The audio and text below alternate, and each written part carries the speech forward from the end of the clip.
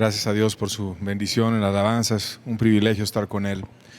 Y también es un privilegio estudiar juntos la Escritura. Vamos a pedir su bendición también para la exposición de su palabra. Padre, gracias porque estás con nosotros, Señor. Háblanos hoy, Señor. Queremos oír tu voz, queremos seguir aprendiendo de estos libros que estamos estudiando juntos, Señor. Tu palabra que es sagrada, que es importante, que tiene muchas verdades que nuestras almas la necesitan, Señor. Nos ponemos necesitados delante de ti. Te rogamos tu presencia y tu ayuda. Amén. El Evangelio de Juan, capítulo 1, versos 45, 46 y luego 49 y 51, lo vamos a leer juntos. Dice la Biblia: Felipe halló a Natanael, y aquí Felipe está hablando de Felipe el apóstol, y le dijo: hemos hallado a aquel de quien escribió Moisés en la ley, así como los profetas, a Jesús, el hijo de José de Nazaret. Y Natanael le dijo: ¿de Nazaret puede salir algo de bueno? Le dijo Felipe: ven y ve. Verso 49, respondió Natanael y le dijo: Rabí, tú eres el Hijo de Dios, tú eres el Rey de Israel. Y más adelante en el 51, y le dijo: de cierto os digo, que de aquí en adelante veréis el cielo abierto y los ángeles de Dios que suben y descienden sobre el Hijo del Hombre. Aquí vemos una forma interesante de evangelizar del apóstol Felipe a un hombre que era cuidadoso y estudioso de la Biblia, que se llamaba Natanael, y que le dijo que había encontrado al Mesías. Y entonces ese Natanael le dijo: de verdad de Nazaret podía salir algo bueno, porque había muchas profecías que orientaban al Mesías, pero no mencionaban a Nazaret, sino a otros lugares. Y entonces Felipe le hace un reto y le dijo: ven y ve, o sea, compruébalo tú mismo. Revisa si de veras ese de quien yo te estoy hablando es Jesucristo o no es Jesucristo el Mesías. Y entonces Natanael va y tiene un encuentro con Jesús. Y bien rápido le dijo Rabí, que quiere decir tú eres mi maestro, tú eres el Hijo de Dios, el Rey de Israel. Vio su gloria, vio su bendición, lo reconoció como el Mesías y como su Rey, no solo como su maestro, sino también como su Rey. Y al haber tenido ese reconocimiento de Jesucristo, entonces Jesús le llena de promesas y le dice: de cierto te digo que tú vas a ver el cielo abierto y los ángeles de Dios que suben y descienden sobre el Hijo del Hombre. O sea, lo que tú has visto apenas es el inicio. Va a caer una gloria enorme y tú vas a ver el cielo abierto y tus ojos van a ser testigos por un hombre que se atrevió a tomar el reto de Felipe el apóstol. Y ese reto es ir a comprobar si Jesucristo era o no el Mesías. Y entonces fue muy bendecido por tomar ese reto. Ese reto que hizo Felipe con aquel hombre Natanael, y que le fue para bendición a Natanael, se ha hecho muchas veces en la Biblia. Y vamos a estudiar cómo en el libro de Reyes el profeta Elías, que hemos estado revisando parte de su vida y a través de quien Dios hablaba, hizo un reto similar que dejó al nombre de Dios claro para toda la nación. Y vamos a estar hablando de este reto. Primera Reyes 17:1, vamos a recordar el contexto en el cual estaba Israel.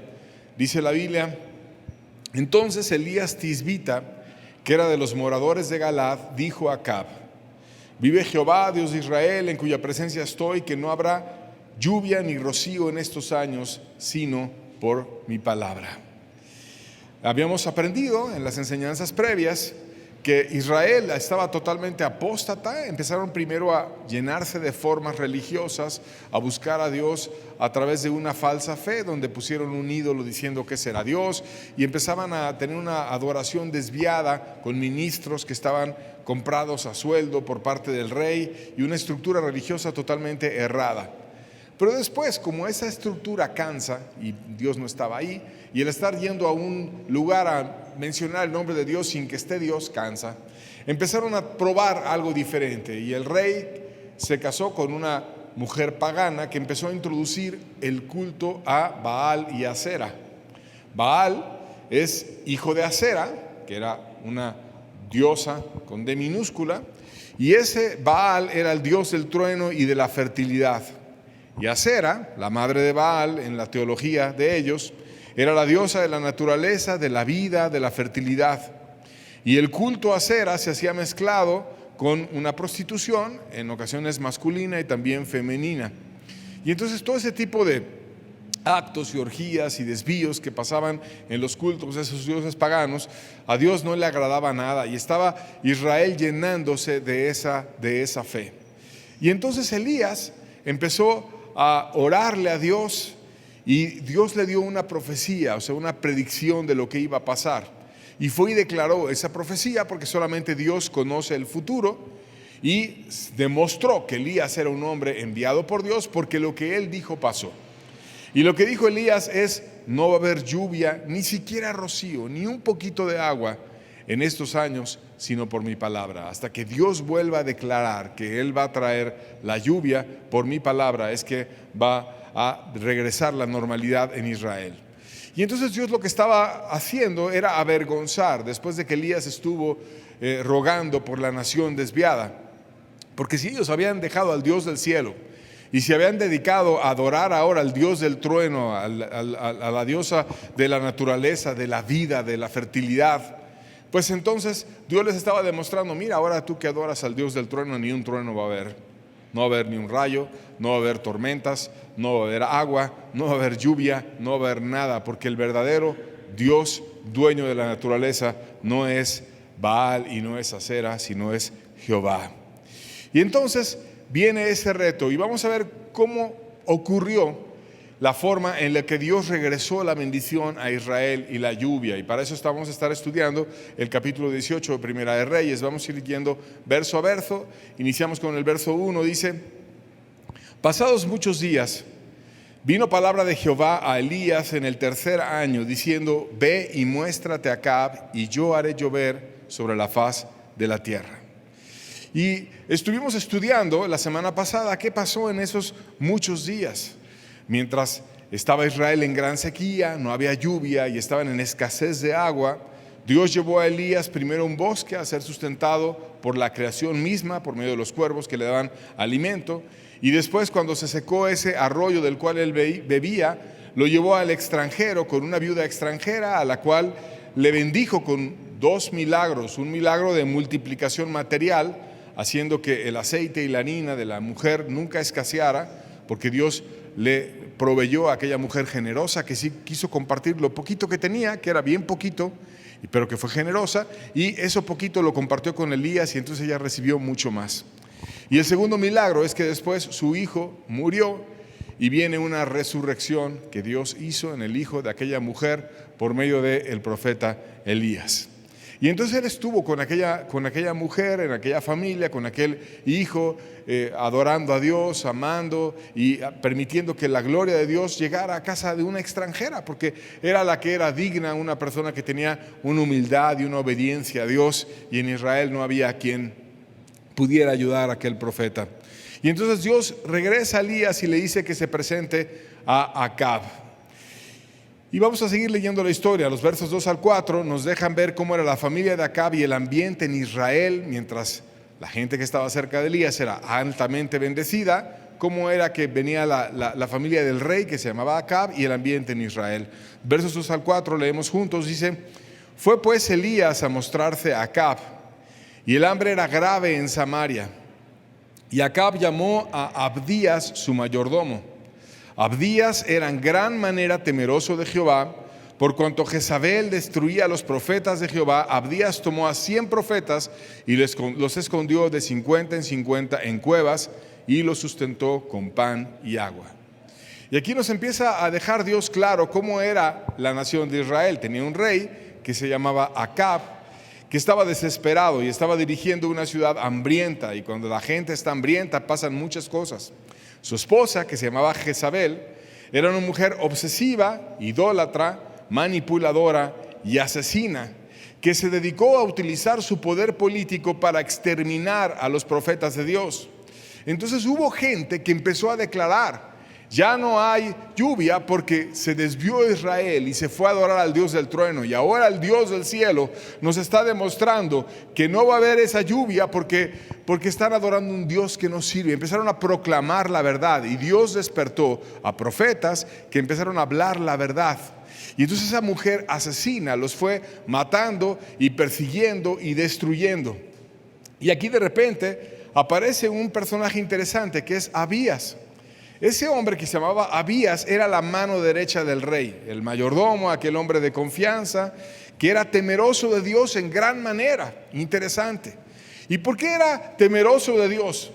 Porque siendo un funcionario del rey y trabajando para el rey y obviamente para la reina, lo que más temía en su corazón no era la reina asesina que mandaba a matar profetas de Dios, sino lo que más temía él en su corazón es fallarle a Dios. Y nunca tuvo un temor enfermizo a aquella reina asesina, sino que dijo, esta perversa está matando a los profetas de Dios, y yo tengo influencia, y yo tengo amistades, y yo tengo forma de protegerlos. Entonces se los llevó a una cueva, desobedeciendo a la reina.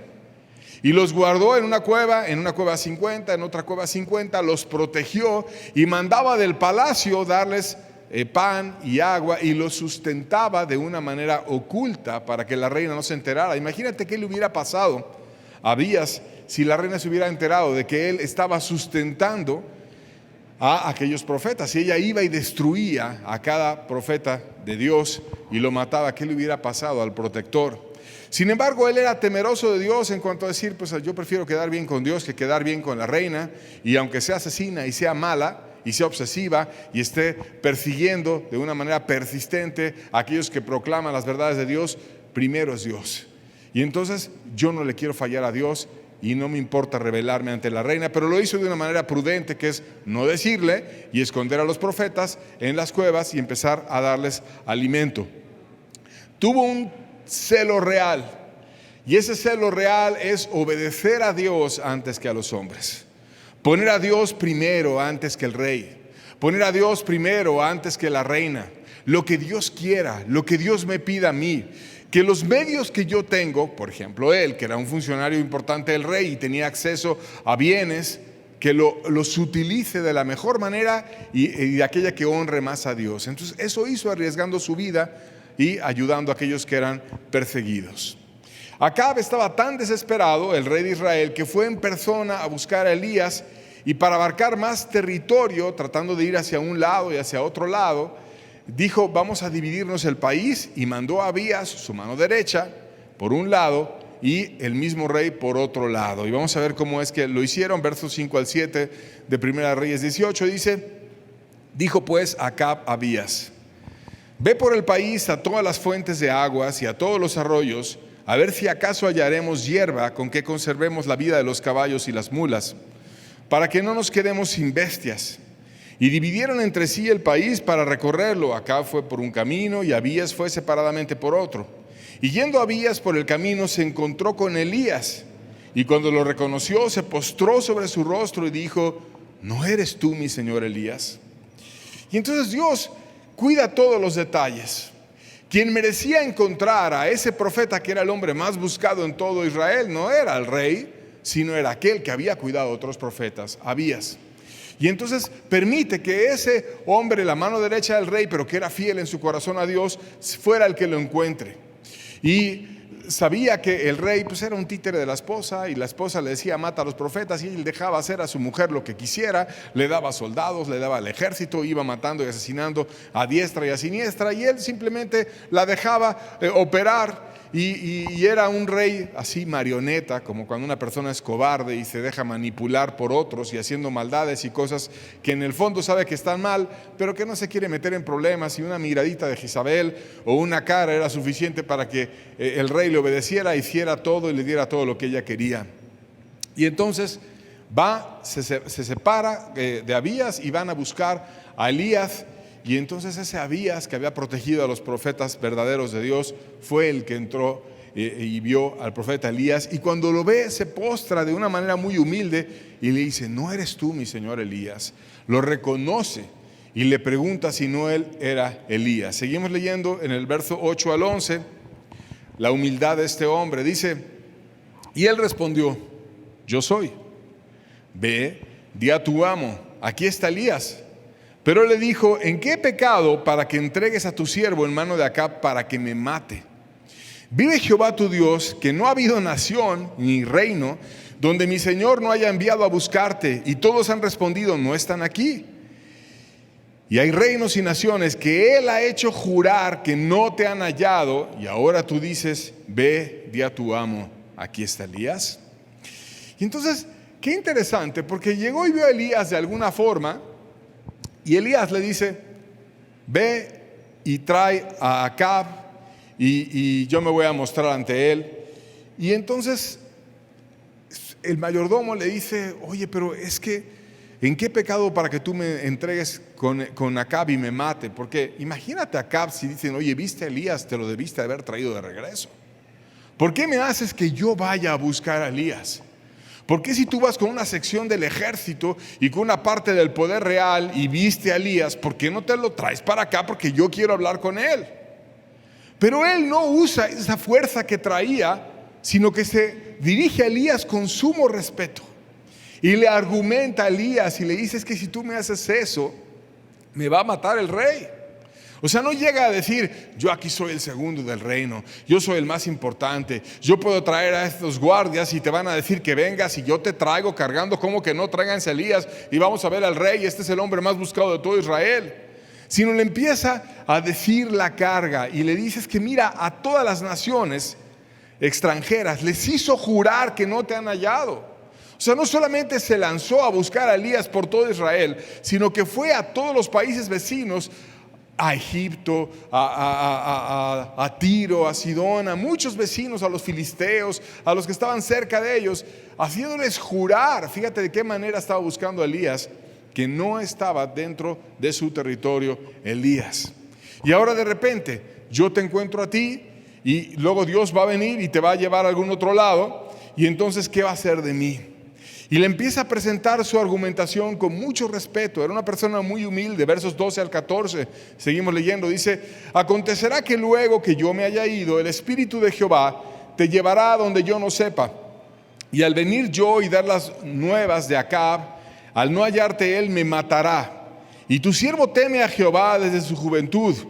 ¿No ha sido dicho a mi señor lo que hice cuando Jezabel mataba a los profetas de Jehová, que escondía 100 varones de los profetas de Jehová de 50 en 50 en cuevas, y los mantuve con pan y agua? Y ahora dices, ve y di a tu amo, y aquí está Elías para que él me mate.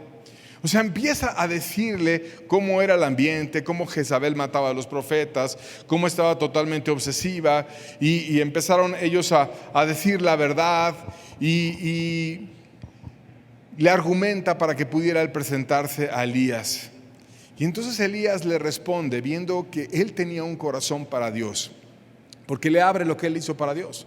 Le dijo, yo cuidé a los profetas de Dios, yo los mantuve con pan y agua, y yo estuve cerca de ellos. Y entonces Elías empieza a ver que era una persona que se paraba por Dios, que era digno de compartir su carga con Abías, que tenía fe en Dios. Porque fíjate qué tipo de fe tenía, que le dijo, acontecerá que cuando yo me haya ido, el Espíritu de Jehová te llevará a donde yo no sepa. O sea, si alguien te ha cuidado, es Dios. Y Dios puede llevarte a donde yo no sepa. ¿Y qué se habrá imaginado Abías detrás de esa frase? A lo mejor Elías tiene un poder y de repente desaparece y aparece en otro lugar. O Dios se lo puede llevar como también lo hizo en un torbellino. Dios le puede dar fuerza extraordinaria. Dios lo ha protegido. Si todo el ejército del país no lo ha podido encontrar, si todas las naciones cercanas a Israel no han podido encontrar a Elías, ¿quién es el que permite que Elías sea escondido? Dios. Y entonces Dios va a venir y lo va a cuidar, y está mucho más allá de mi capacidad, y por lo tanto se presenta con humildad para decirle, te ruego que tú vayas y te presentes ante Elías.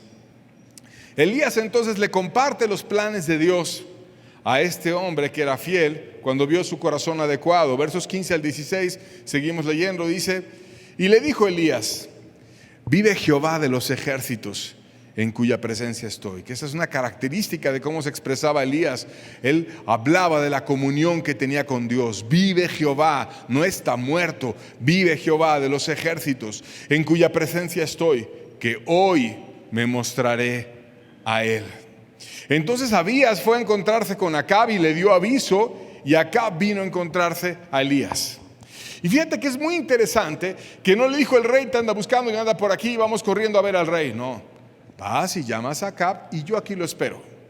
Y entonces el rey es llamado, y ahora el rey tenía que ir a buscar a Elías. Y ves un Elías totalmente lleno de dignidad, que no andaba correteando al rey, que el rey era el que quería la cita y que lo espera simplemente para decirle: me voy a mostrar a ti.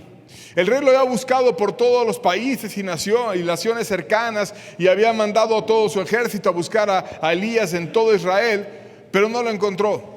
Porque no se trata de cuando una persona quiere hacerlo en la carne, sino se trata cuando Dios quiere manifestarse a esa persona.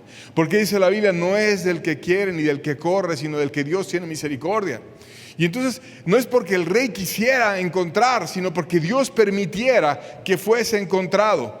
Y fue encontrado cuando Dios quiso que fuese encontrado, porque ahora tenía una palabra que dar de parte de Dios. De tal manera que la situación no era Elías, la situación era Dios, que estaba permitiendo que Elías se manifestase. Y vemos entonces que va Elías y se presenta a Acab cuando Acab lo va a buscar. Vemos en los versos 17 al 19, seguimos leyendo la historia. Dice: cuando Acab vio a Elías, le dijo: ¿eres tú el que turbas a Israel?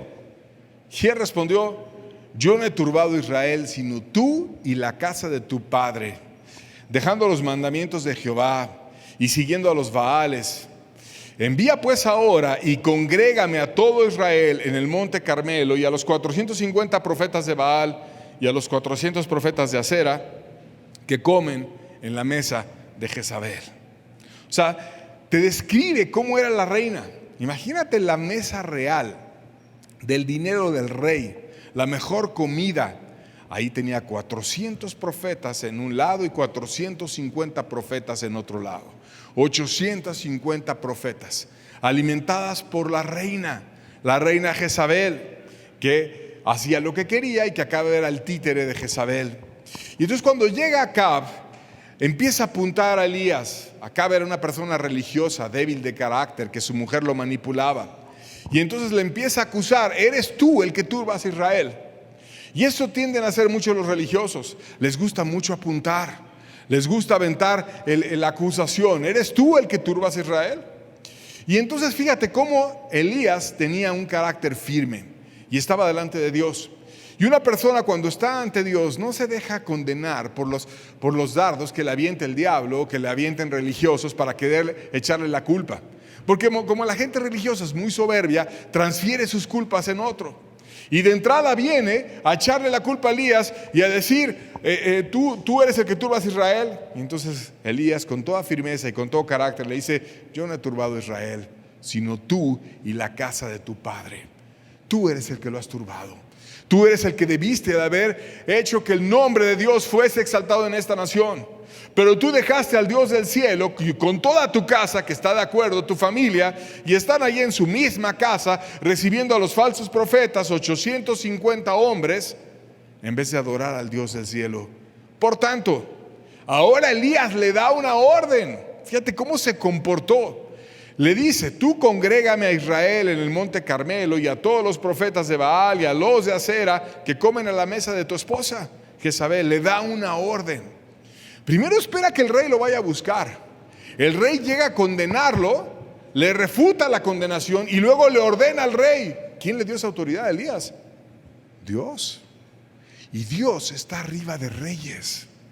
Y Dios es la suprema autoridad del universo entero. Y no hay rey alguno que pueda decir: yo estoy arriba de Dios, ni autoridad humana alguna que pueda decir: yo estoy arriba de Dios, jamás. Y si Dios envía a quien era enviado por él, que era Elías, y él le manda al rey, el rey obedeció porque Dios le dio una gracia y una autoridad especial a Elías. Y entonces fue Elías y obedeció. Versos 20 al 21 dice: entonces Acab convocó a todos los hijos de Israel y reunió a los profetas en el monte Carmelo, y acercándose Elías a todo el pueblo dijo: ¿hasta cuándo claudicaréis vosotros entre dos pensamientos? Si Jehová es Dios, seguidle, y si Baal, id en pos de él. Y el pueblo no respondió palabra. Y aquí Elías les habla al corazón a toda la nación. Y le dice, teniendo a toda la nación congregada en un monte, a todos los principales, a sus legisladores, a los jefes, una enorme multitud además de Israel, y les empieza a hablar. Tú tienes dos pensamientos en tu mente. Estás pensando, ¿es Jehová o es Baal? Y yo te mando decir, decídete. Si Baal es Dios, ve, escoge y vete tras Baal. Si Acera es una diosa verdadera, ve y quédate con ella. Pero ¿por qué estás a la mitad? ¿Por qué estás en tu mente? ¿Será Jehová? ¿Será Baal? ¿Será Acera? ¿Por qué le hablaba así Elías al pueblo? Porque el religioso en su corazón es adúltero. Trae otras cosas mezcladas en su corazón. Traía al Dios del cielo, a Jehová, pero también traía a Acera y traía a Baal, y estaba todo mezclado. Y Dios le manda al religioso decidirse. ¿Te quieres ir con Baal? Vete. ¿Te quieres ir con Acera? Vete. Pero no te quedes a la mitad. Porque al religioso, que es adúltero en su corazón, le gusta todo. ¿Cómo opera un adúltero? No se divorcia muchas veces. No deja a su esposa, sino que quiere a la esposa, quiere al amante, y luego llega otra secretaria de otra persona que conoce, también a esa la quiere a todas. Quiere a los hijos, quiere a la esposa, quiere al amante, quiere una oportunidad, va de viaje y quiere otra por allá u otra por allá. Quiere todo, todo para él. Pero no quiere comprometerse con ninguna mujer, sino que quiere a todas. Y así como opera en el sentido humano, en las relaciones de pareja, opera también en las relaciones espirituales. El religioso quiere a Dios, quiere su bendición, quiere el cielo, quiere la gracia, quiere la salvación, pero también quiere el mundo, quiere la fornicación, quiere el pecado, quiere la maldad. Y Dios tiene un mismo mensaje para todos: decídete. Decídete. Si Baal es Dios, vete tras él. Si Acera es diosa, vete tras ella. Pero si Jehová es Dios, tú debes de consagrarte y debes de entregarte al Dios del cielo. ¿Hasta cuándo claudicaréis entre dos pensamientos? Y quizás cuando Dios te ve a ti, ve tu mente claudicando. ¿Me entregaré a Dios o no me entregaré? ¿Seré de Dios o no seré de Dios? Y así estaba Israel. Finalmente se hace ese evento y sigue el diálogo entre Elías y ellos. Versos 22 al 24. Elías volvió a decir al pueblo: solo yo he quedado de los profetas de Jehová. Y era cierto, porque aunque los otros 100 estaban escondidos, no podían salir porque estaban escondidos. Y delante de ese evento nacional, el único que había era Elías. Y del otro lado había 400 más 450 de Baal, y de Acera había 850 falsos profetas. Y él era el único que representaba a Dios delante de todo Israel. Y entonces viene un reto. Y le dice: dénsenos 2 bueyes y escojan ellos uno y córtenlo en pedazos y pónganlo sobre la leña. Pero no pongan fuego debajo, y yo prepararé el otro buey y lo pondré e invocaré el nombre de Jehová. Y el Dios que respondiere por medio de fuego, ese sea Dios. Y todo el pueblo respondió: bien dicho. O sea, si tienes dudas de que si Dios es o no es Dios, vamos a probar a Baal contra Dios. Vamos a probar a Acera contra Dios. Y como ellos son muchísimos, que escojan un buey. Vamos a ver qué Dios escoge. Bendecir el sacrificio que le van a hacer en un altar dedicado a Dios vivo, o a Acera y a Baal en el otro. Y que Dios sea el que se muestre. Que Dios se manifieste si tiene poder. Que Dios diga quién es el verdadero Dios, porque solamente hay un Dios que tiene poder y que nos puede contestar. Y entonces, vayan, ¿ustedes creen en Baal? Adelante, adelante. Ponle un reto a Baal. Vamos a ver si de veras Baal responde. Es el Dios del trueno, ¿no? Es el Dios del fuego y de la tormenta. Y a ver, que aviente un trueno y que haga que se consuma ese sacrificio que tú en amor a Baal se lo vas a dar. Y entonces todo el pueblo dijo: bien dicho, estamos de acuerdo. Y aceptan el reto. Y viene versos 25 al 26, seguimos leyendo la historia. Dice: entonces Elías dijo a los profetas de Baal: escogeos un buey y preparadlo vosotros primero, pues sois los más. E invocad el nombre de vuestros dioses, mas no pongáis fuego debajo. Y ellos tomaron el buey que les fue dado y lo prepararon, e invocaron el nombre de Baal desde la mañana hasta el mediodía, diciendo: Baal, respóndenos. Pero no había voz ni quien respondiese. Entre tanto, ellos andaban saltando cerca del altar que habían hecho. Elías, lleno de autoridad, no solamente le mandó a Acab qué hacer, sino ahora le manda a los falsos profetas qué hacer. Vete por tu buey, escógelo, ya el pueblo dijo, ¿no? Entonces, tú aceptas el reto del pueblo y te fijas de nuevo qué autoridad tiene el pueblo, qué autoridad tiene la iglesia. Qué autoridad, que es muy grande, que a veces no se ejerce porque a veces simplemente no se quiere ejercer, pero existe una autoridad. Y en ese momento el pueblo ordenó y dijo que sea, bien dicho, que se haga el reto. Entonces el pueblo fue autoridad, ya lo dijo el pueblo, ahora vamos a hacer el reto. Vete por tu buey. Estaban todos paralizados y sin hacer nada, pero Elías le dice: sale, ya dijo el pueblo, adelante, ve, ordena tu sacrificio para que tú vayas y lo ofrezcas a Baal. Porque en el fondo ellos mismos sabían que era un Dios falso y que no podía hacer absolutamente nada. Y entonces empezaron ahí a rogarle a Baal: respóndenos. Pero no había nadie que respondiese. Y andaban saltando y haciendo ritos cerca del altar, pero no pasaba absolutamente nada. Y entonces Elías, algo muy interesante, se burla delante del pueblo de ellos, para que abriera los ojos el pueblo a la ceguera que tenía en confiar en líderes falsos que no te lleven a un Dios vivo. Versos 27 al 29 dice: y aconteció al mediodía que Elías se burlaba de ellos, diciendo: gritad en alta voz, porque Dios es. Quizás anda meditando, o tiene algún trabajo, o va de camino, o tal vez duerme y hay que despertarle. Ándale, grita para que se despierte tu Dios. Y ellos clamaban a grandes voces y se sajaban con cuchillos y con lancetas conforme a su costumbre, hasta chorrear la sangre sobre ellos.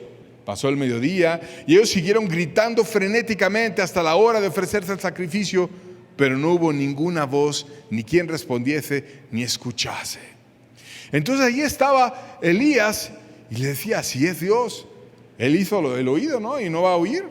Y no te va a atender tu oración. A lo mejor está dormido tu Dios. Despiértalo, córtate más, grita más, para que vea que tú le estás llamando. ¿Es sordo tu Dios? No se puede despertar. Y empezó con burlas para demostrarle a la nación que eso no es Dios, que eso no tiene poder. Y ellos desesperados se llenaban de sangre y hacían ritos escabrosos. Imagínate ver una persona con lancetas, heridas, chorreando de sangre, todo un espectáculo. Y los religiosos hacen así, les gusta mucho el espectáculo y el show, porque no está Dios ahí. Y como no está Dios, disfrazan una pseudo espiritualidad detrás de actos humanos que parecen: wow, qué consagración, se cortó, mira nada más, sangró, mira cuánto ama a Dios, que se está cortando y haciendo muchas cosas con intensidad, con fanatismo, que es la falsa consagración a un falso Dios que no te lleva a nada. Pero después se hizo como algo aburrido. Aquellos están sajando, se están sangrando y es algo ya aburrido. Pues ya los vimos gritar, brincar, hacer sus ritos, pero no pasa nada. Llegó el turno de Elías, versos 30 al 32. Lo primero que hizo Elías fue arreglar el altar. Dice: entonces dijo Elías a todo el pueblo: acercaos a mí. Y todo el pueblo se acercó, y él arregló el altar de Jehová, que estaba arruinado. ¿Cuántos años habrá estado arruinado el altar de Jehová? Y tomando Elías 12 piedras, conforme al número de las tribus de los hijos de Jacob, al cual había sido dada palabra de Jehová diciendo: Israel será tu nombre, edificó con las piedras un altar en el nombre de Jehová. Después hizo una zanja alrededor del altar en que cupieran 2 medidas de grano. Empezó a hacer el altar del Dios de Israel. Israel quiere decir el que pelea con Dios, el que va con Dios. Con sus 12 piedras que tenían un símbolo, representaban a toda la nación. Una nación que debería de estar unida, no separada.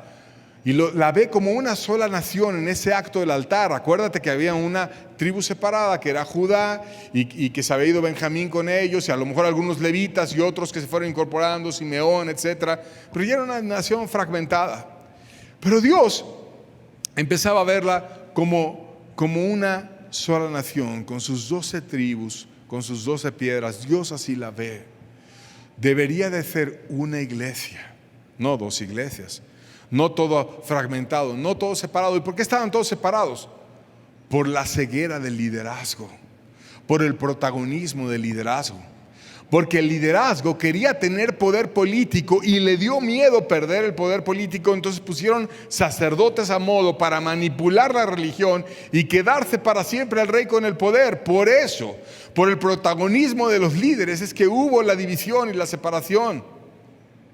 Por el amor al poder. Pero Dios, a pesar de las divisiones, ve la verdadera iglesia. Una iglesia, como ya la puse, con sus 12 tribus. Así es como Dios la ve. Así es como Cristo vino a establecer su iglesia, con sus 12 apóstoles. No una iglesia dividida y separada. Y una es la iglesia de Cristo, independientemente del lugar y del país. Hay una sola iglesia mundial de Cristo. Él es aquel que recibe al perdón sincero, una persona arrepentida que va y busca su gracia, y Él le escribe su nombre en el libro de la vida, lo empieza a pastorear, la ayuda, la bendice, y no importa tanto el lugar, sino importa que Cristo verdaderamente reciba a esa persona como parte de su iglesia. Y entonces preparó el sacrificio, y algo interesante, dejó que el pueblo derramara agua sobre el sacrificio. Seguimos leyendo, dice: preparó luego la leña y cortó el buey en pedazos y lo puso sobre la leña y le dijo: llenad 4 cántaros de agua y derramadla sobre el holocausto y sobre la leña. Y dijo: hacedlo otra vez, y así lo hicieron. Y aún dijo: hacedlo una tercera vez, y lo hicieron una tercera vez. De manera que corría el agua alrededor del altar, y también se había llenado una zanja de agua. O sea, Elías quería tan demostrar que Jehová es Dios, que la puso más difícil. Hasta le hizo una zanja para que se viera ahí el agua alrededor, y para que no dijeran que Elías puso gasolina o algún combustible ahí. No, ustedes van por agua y ustedes la ponen. Él nada más preparó las piedras, el buey, y ustedes van a ponerle agua. Y ellos mismos le echaron agua. No, pero una vez, échenle más. 2 veces, no, pero 2 veces no, échenle más. 3 veces, y estaba todo anegado, lleno de agua, y la zanja llena de agua. Quería que le quedara claro, porque nunca prendes fuego en algo que está mojado, sino prendes fuego en lo que está seco. Si quieres hacer una fogata, nunca tomas leños que están mojados o hojas mojadas, porque ahí nunca va a prender. Entonces estaba queriéndoles dejar claro que Dios iba a hacer un milagro que era totalmente imposible y que solamente Dios lo podía hacer. Porque lo más importante de todo es la bendición de Dios. Y Él busca esa bendición. Versos 36 al 37.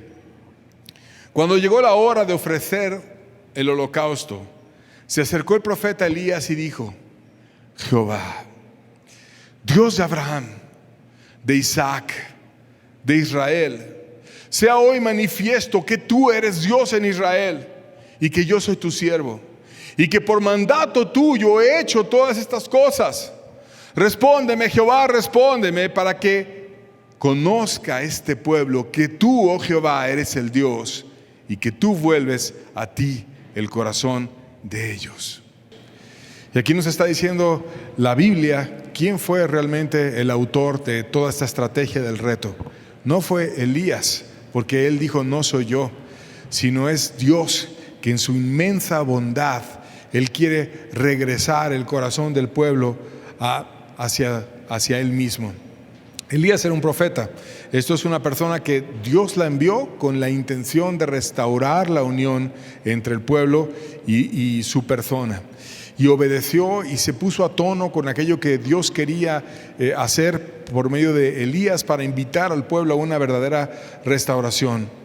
Y entonces hizo una oración simple, en donde le llama a Dios y le invoca en relación a la unidad nacional y no a lo individual o al asunto protagónico de él. Presenta con ruego y con humildad la necesidad de la nación. No es una oración llena de soberbia, sino de buenas intenciones, de humildad, de obediencia. Una oración corta, pero una oración poderosa, donde él le presentó a Dios la necesidad. Y le dice: Dios, que sea manifiesto que tú me encargaste hacer estas cosas. Jehová, respóndeme para que conozca este pueblo que tú, Jehová, eres Dios, y que tú regresas el corazón de ellos hacia tu persona. Y Dios, de esa oración corta, concisa, breve, pero hecha con un corazón adecuado, trajo una respuesta que cambió la historia de la nación y que vino a darnos aún muchos miles de años después la referencia de aquel gran milagro. Versos 38 al 39, la leemos juntos. Dice la Biblia: entonces cayó fuego de Jehová y consumió el holocausto, la leña, las piedras y el polvo, y aún lamió el agua que estaba en la zanja. Viéndolo todo el pueblo se postraron y dijeron: Jehová es el Dios, Jehová es el Dios. Dios escuchó esa oración. El altar ahora estaba ordenado. Estaban las 12 piedras simbolizando las 12 tribus de Israel. Estaba el corazón del pueblo expectante para ver quién de los dos era el verdadero Dios, si Baal y Acera su madre, o si el Dios de los cielos, Jehová de los ejércitos. Dios escuchó la oración de un hombre, y la forma en la que él escuchó la oración es que cayó fuego de Jehová. Dios mandó fuego al altar, y esa oración que él hizo cuando Elías oró por aquel altar para que fuera manifiesto que él estaba con la nación de Israel, la puede hacer con cualquier corazón que quiera presentar su propio altar y que quiera decirle: Dios, envía el fuego, tú traes fuego real a mi corazón. Y ese fuego llegó y consumió el holocausto, la leña, las piedras y el polvo, y aún lamió el agua que estaba en la zanja. Esto es, lo consumió todo por completo. Y después de haber sido todo consumido, el pueblo se postró, todos inclinados, todos humillados ante Dios, declarando: Jehová es Dios, Jehová es Dios. Todo el pueblo acabó postrado y reconociendo que hay un Dios en el cielo, y que ese Dios en el cielo, en su inmensa misericordia, regresaba al corazón de Israel hacia su persona para poder tratar con ellos, para poderlos bendecir, para poderles amar, para poder restaurar las cosas en sus vidas. Dios actuó en respuesta a la oración, y en su compasión también inspiró a Israel a empezar a obedecer. Porque si ellos estaban declarando Jehová es Dios, por lo tanto estaban renunciando a declarar que Baal era Dios, que su madre Acera era una diosa, y ahora debían de obedecer al Dios del cielo. Y entonces Elías dio una orden para comprobar ese arrepentimiento y esa declaración que había en Israel. Y esa orden era obedecer la ley de Dios. Primera de Reyes 18, verso 40 dice: entonces Elías les dijo: prended a los profetas de Baal para que no escape ninguno. Y ellos los prendieron, y los llevó Elías al arroyo de Cisón, y ahí los degolló. Les dio pena de muerte aplicada por medio del profeta Elías, con el pueblo enfrente que había prendido a esos profetas, que habían tenido celo, que no querían que ninguno escapara, y que uno a uno iba pasando ahí donde estaba el arroyo, y fueron siendo sacrificados aquellos profetas. Imagínate los falsos profetas, qué contentos estaban cuando la reina asesina iba matando a los profetas de Dios.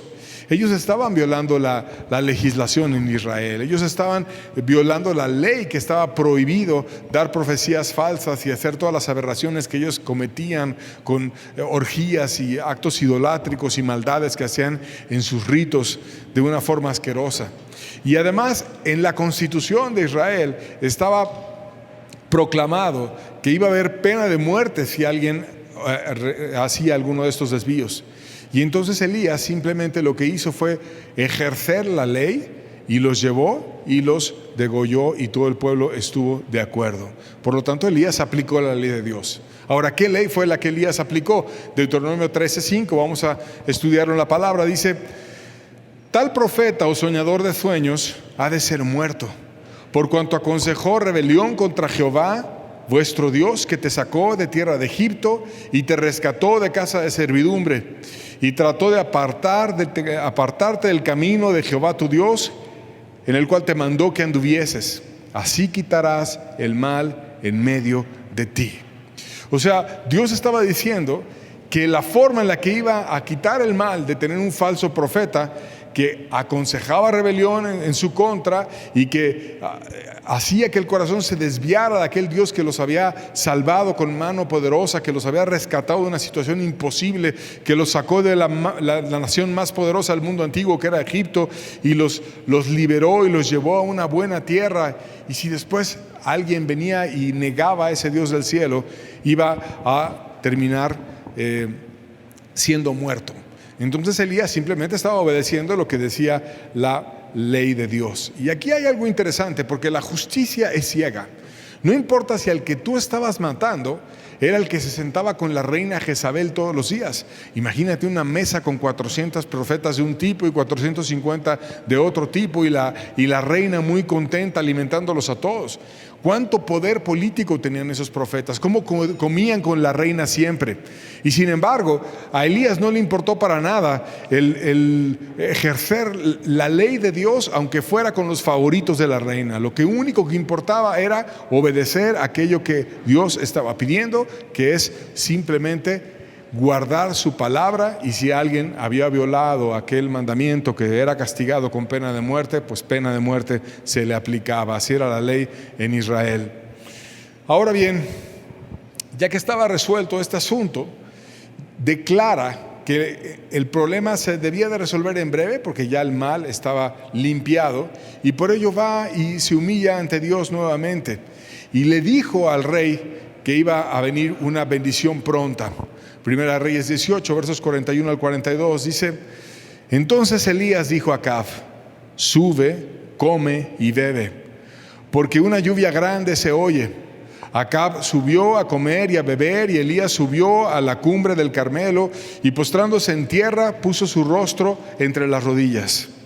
No invita al rey a orar, porque obviamente estaba en otro corazón, en una actitud de humillarse ante Dios, sino lo manda a relajarse y a ir y a comer y a beber, y le dice: viene una lluvia grande. No había ni una sola nube, estaba todo el sol en su esplendor completo y el cielo vacío de nubes.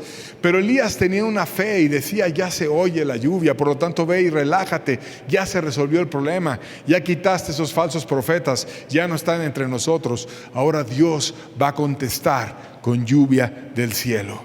Y va y se postra con su rostro entre las rodillas de una manera muy humilde, quizás con la frente tocando la tierra misma entre sus rodillas, y postrado ante Dios en una humillación total, tocando el suelo. Y acababa de hacer uno de los más grandes milagros que hay en la Biblia, que es que un pueblo desviado, idólatra, que estaba duro ante Dios, terminara de una manera determinante declarando que Jehová era Dios. Y estaban ellos enderezando sus corazones, y había un milagro enorme en Israel.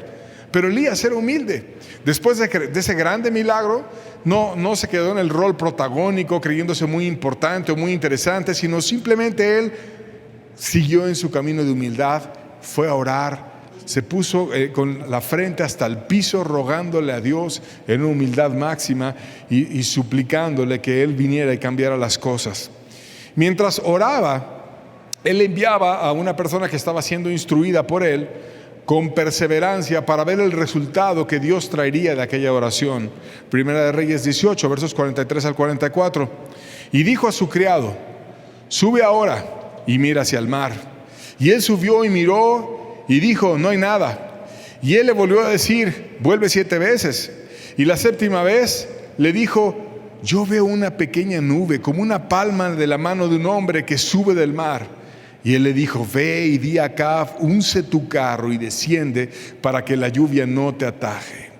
Y aquí vemos una característica de nuevo, cómo brillaba la fe de Elías, cómo veía una pequeña nube, y ya esa pequeña nube era suficiente para que él viera que una grandísima lluvia iba a venir sobre Israel. Y aún le mandó decir al rey: unce tu carro y desciende, apúrate, porque si no te apures la lluvia te va a atajar y va a venir un torrencial enorme. Ya Dios había enderezado a la nación, había oído a su siervo que estaba humillado ante él y había contestado con una pequeña nube. Y qué importante es que cuando nosotros, en medio de un desierto, en medio de una dificultad, de una adversidad, cuando empecemos a ver, aunque sea una pequeña nube que es poderosa porque viene de Dios, tengamos la confianza y el corazón tranquilo de que Él va a venir, nos va a ayudar y nos va a bendecir y va a estar con nosotros.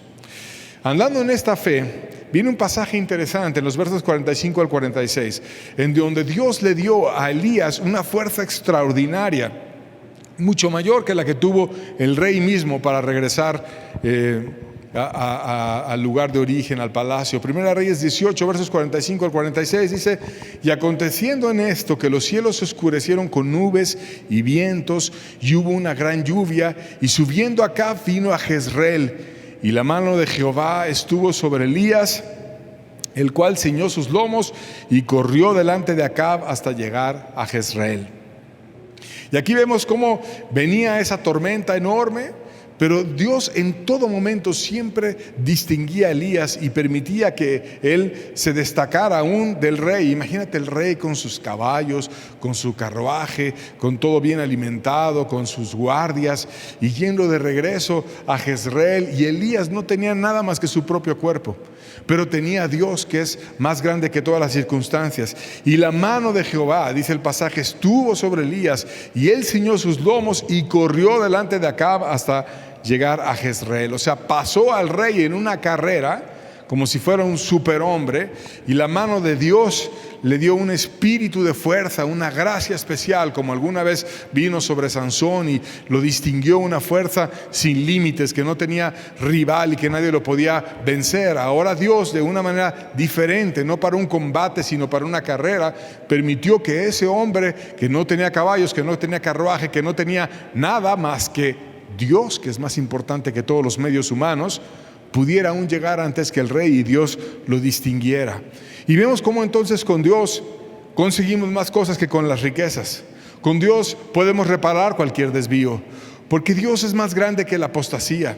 Dios es más grande que todos los desvíos de una nación. Dios es más grande que la dureza del corazón humano. Y cuando le damos el lugar adecuado a Dios, Dios viene y se glorifica y trae su enorme bendición. ¿Y para qué enseñamos esto? Para que tú sepas que así como Dios anhelaba regresar el corazón de Israel hacia su persona, también anhela regresar tu corazón hacia su persona. Y si tú quieres estar humillado como Israel se humilló en aquella ocasión y dijo: Jehová es Dios, y fueron y le obedecieron, y aún estuvieron dispuestos hasta meterse en problemas con la reina, que era asesina, que era mala, porque ejecutaron la ley de Dios contra los falsos profetas, porque Dios eso pedía. Y no importaba si quedabas bien o no con la autoridad, porque Dios está por encima de cualquier autoridad humana, y lo único importante es quedar bien con Dios. Por tanto, querido amigo, Dios a ti también te hace una invitación, y la invitación es que tú seas de Él, la invitación es que te consagres a Él, la invitación es que pertenezcas a Dios, que seas de Él, que seas como Israel, que aceptó el reto, y ese reto fue consagrarse a Dios. Y que si tú ya te has consagrado, entonces des un paso adelante, como Elías, que siempre maduraba, como Elías, que siempre iba creciendo, como Elías, que invitaba a otros a que se rindieran a Dios. Un reto de llevar a otros a ese reto. Y si tú quieres tomar ese reto, quiero terminar comentándote unas breves promesas para aquellos que quieren hacer en realidad en su vida el reto. La primera de ellas, Isaías 41, versos 10 y 11, dice la Biblia: no temas, porque yo estoy contigo. No desmayes, porque yo soy tu Dios que te esfuerzo. Siempre te ayudaré, siempre te sustentaré con la diestra de mi justicia. Y aquí que todos los que se enojan contra ti serán avergonzados y confundidos, serán como nada, y perecerán los que contienden contigo. O sea, no tengas miedo, Porque si yo estoy contigo, no importa que la reina te quiera acabar. No debes de desmayar, porque yo soy el que te esfuerzo. Porque siempre te voy a ayudar, siempre te voy a sustentar. Y Dios nos va a dar un sustento que es mayor que el del dinero. Dios nos da su justicia, Dios nos da su poder. Dios, no importa si se enojan contra ti, si tú quieres asumir el reto que Dios te pide a ti, Él va a venir, los va a confundir, te va a dar su gracia y va a hacer que aquellos que contienden contigo terminen siendo avergonzados y que Dios sea exaltado solamente en ese día. Si tú quieres que tu vida no sea en vano, si tú quieres que tu vida sea utilizada con propósitos eternos, Dios te hace un llamado hoy para pelear una batalla por lo que vale la pena, que es una batalla por su reino. 1 Timoteo capítulo 6, verso 12, vemos el llamado de Dios. Pelea la buena batalla de la fe. Echa mano de la vida eterna, a la cual asimismo fuiste llamado, habiendo hecho la buena profesión delante de muchos testigos. Muchos testigos vieron a Elías que convocaba a todo el pueblo a entregarse a Dios. También muchos testigos vieron a Pablo que exhortaba a Timoteo en este pasaje a que peleara la buena batalla. ¿Y cómo es la buena batalla? La buena batalla es echando mano de la vida eterna, o sea, de los milagros de Dios. Que recuerdes que fuiste llamado por alguien que es poderoso y que te da una bendición y que te da su mano, así como se la dio a Elías y permitió correr delante del rey, así como oyó a Elías y permitió que el fuego cayera y consumiera el altar. Y así como puede pasar contigo si tú dispones tu corazón y le dices: Dios, envía el fuego, tu gracia, tu poder, y es que mi vida sea nueva, sea diferente. Y si tú quieres hacer esto una práctica en tu vida, si tú quieres que tu vida no sea en vano, si tú quieres que tu vida no sea como algo pasajero que la echas a perder en algo que no vale la pena, porque no vale la pena vivir solo para conseguir dinero, porque el día que te mueras el dinero se va a quedar. Tus casas se van a quedar, tus cuentas del banco se van a quedar, pero lo único que va a valer la pena haber conseguido es tu alma y las almas de aquellos que puedas llevar contigo a la eternidad por siempre. Si tú quieres levantarte, tomar el reto y hacer que tu vida sea una vida para pelear la buena batalla, la batalla de la fe, queremos despedir la reunión con un canto que invita precisamente a eso, a tomar la oportunidad de proclamar la luz de Dios a un mundo lleno de oscuridad, perdido, sin luz, con una antorcha que recibimos a través de los primeros cristianos. Se ha ido pasando de generación en generación y ahora es tiempo de que nosotros la tomemos, especialmente hoy que hay mucha oscuridad y mucha dificultad, que la tomes y que alumbres a los demás a través de esa antorcha. Vamos a oír el canto para poder ser ministrados por Dios, que Dios venga, que nos hable, que nos enseñe y que Dios inspire nuestros corazones a través de Él.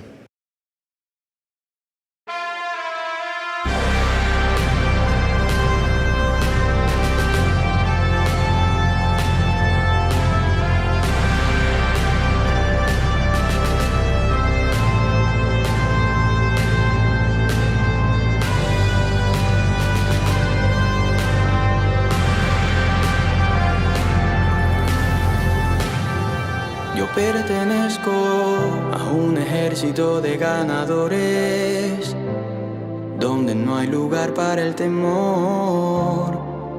No nos asusta la muerte, ni nos intimida el dolor. Nuestra arma infalible siempre ha sido el amor, y la empuñamos con orgullo en memoria de nuestro Señor.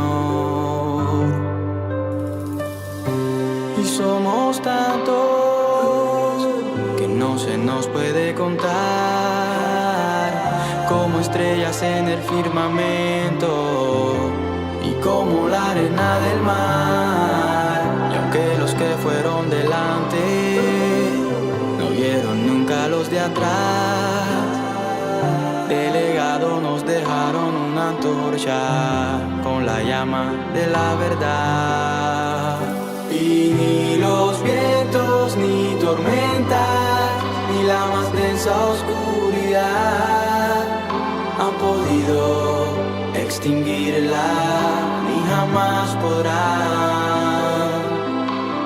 Eternamente la luz de Cristo brillará. No dejaré caer la antorcha, con mi vida la defenderé.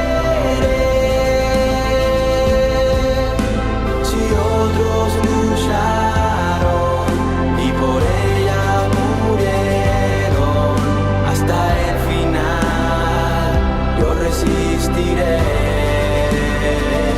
No va a caer nunca la bandera con la insignia de la santidad. Si por sostenerla se derrama mi sangre, o si he de morir, así será.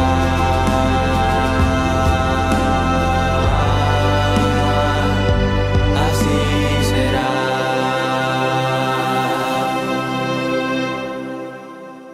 Fueron extranjeros en un mundo pasajero, siguiendo las pisadas del Maestro. Él nos amó primero, y a cada uno nos acompaña en especial. Así nos guía de regreso a la patria celestial. Llevaron en su hombro la santa marca de la cruz, y no hubo queja, pues la cruz lleva la huella del bendito hombro de Jesús. Y aunque ha pasado el tiempo y pasen 1000 años más, aunque caigan las estrellas y el sol no exista ya, eternamente la luz de Cristo brillará.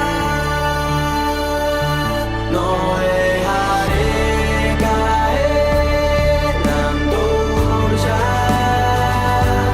con mi vida la defenderé.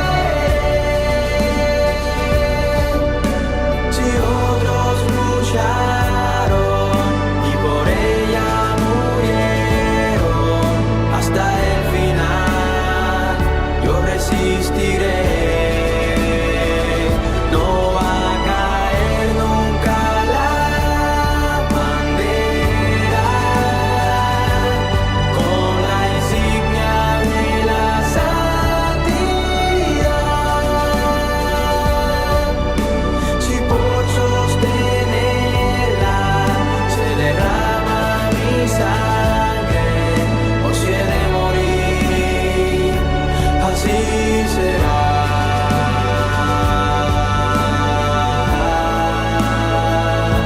Así será.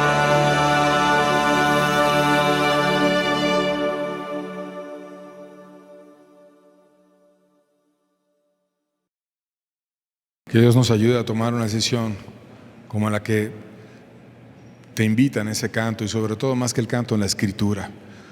Una decisión por Cristo, una decisión a alumbrar, una decisión por ser luz, aunque muchos te quieran apagar o quieran que no recibas la luz. Párate por Dios y arde por Él. Deuteronomio 31:8. Terminamos con este pasaje para aquellos que quieran ser valientes.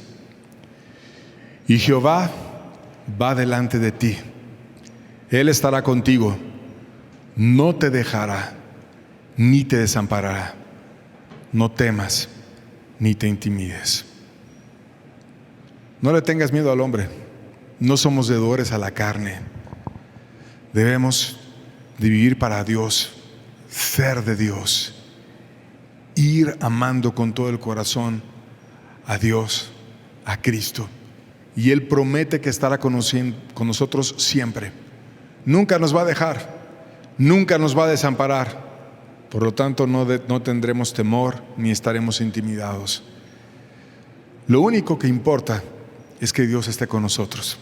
Si se ofende el rey, si se ofende la reina, si se ofenden los falsos profetas, si se ofenden los ministros desviados, si se ofende quien sea, lo único que a Elías le importaba era: yo estoy con Dios, vive Jehová en cuya presencia estoy. Y eso es lo importante. Y que tu celo, tu deseo, tu mira sea: yo quiero estar con Dios y me voy a parar con Él y al lado de Él, y Él va a estar conmigo, y voy a hacer luz y voy a hacer aquello para lo cual Dios me llama. Esa es la invitación, la respuesta está en cada uno de ustedes. Dios les bendiga, estamos despedidos, que tengan buena tarde.